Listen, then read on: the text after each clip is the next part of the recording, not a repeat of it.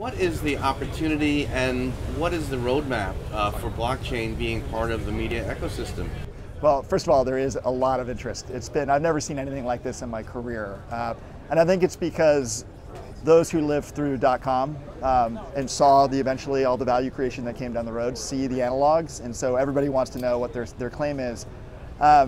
Within media buying, so at its core, the small change of blockchain that's revolutionary is the ability to have a shared ledger system. It seems pretty small and not that significant, but if we did a joint venture with Maersk, and just by digitizing the global shipping supply chain process, the World Trade Organization said that that's deployed at scale will have a 5% overall impact on world GDP, which is like $3.5 trillion. So at the end of the day, what blockchain does very well is it removes business frictions for transactions. So if you sort of take that as a truth and you look at the media buying supply chain, it's just wrought, particularly in digital, with inefficiencies.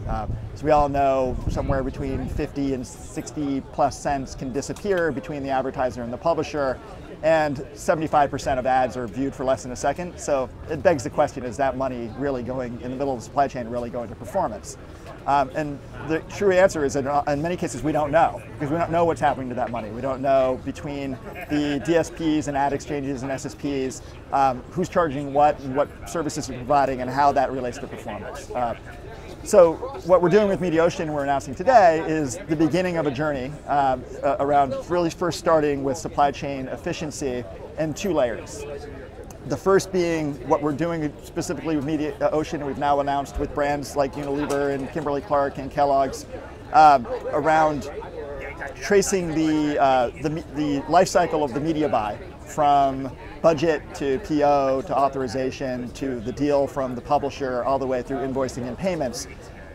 Once we've established that, in later phases, we're going to start to look at the vendor supply chain and the costs that are being charged across the chain in the effort to start optimizing media delivery. So how do you see the roadmap for the next year? What will we be talking about at next year's Cannes and about blockchain media, do you think? Well, I want to stress first, we're running a pilot and we're going to have a lot of learnings between, so I don't want to diminish what the work we need to do with the industry. And we have now the prominent players coming to the table, and we're announcing brands today. Shortly, we're going to be announcing the agencies and the suppliers that are coming on board as well.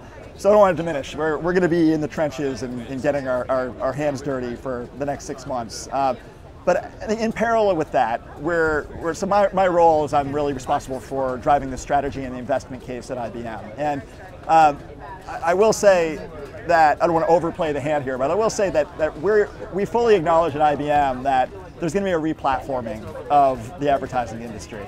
And in that, there's going to be a shift in how value is created between buyers and sellers. And so if you look at IBM's legacy and our heritage and what we're really good at, it's data platforms, it's cognitive computing, it's services. And so when you start to look at that change and how the value is going to shift and where the value is going to be created, we think this could be a very big play for us relative to some of the other big incumbents in the industry.